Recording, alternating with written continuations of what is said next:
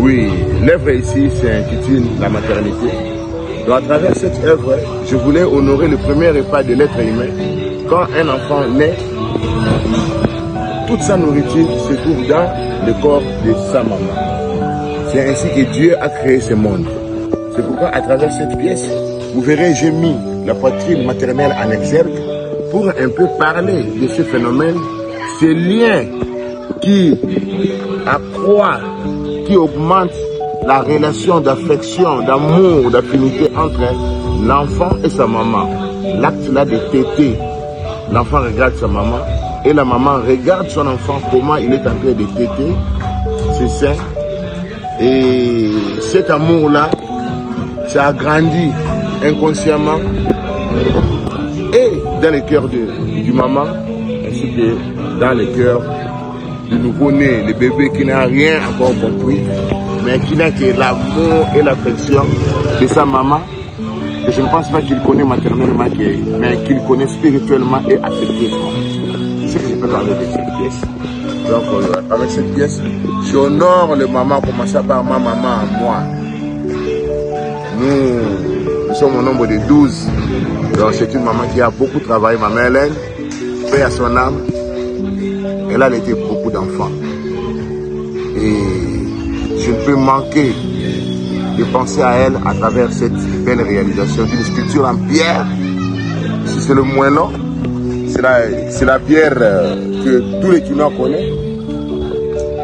On appelle le Mabanga Kinsuka. Dans la fondation, on utilise cette pierre pour faire la fondation, en parlant de la construction, dans le domaine de l'architecture bien sûr. Donc c'est vraiment une matière de qualité, une matière très très dure que les gens connaissent. Et je voulais donner une autre dimension, faire voir à la communauté que cette pierre ne peut seulement être utilisée que par les architectes, mais aussi nous les artistes. C'est une matière que j'ai exploitée pour passer mon message, un message qui est transcendant. Pour notre première question, cette matière, cette pierre que vous avez dit qui vient de Kinsuka, la transformation a exigé quel type d'outil?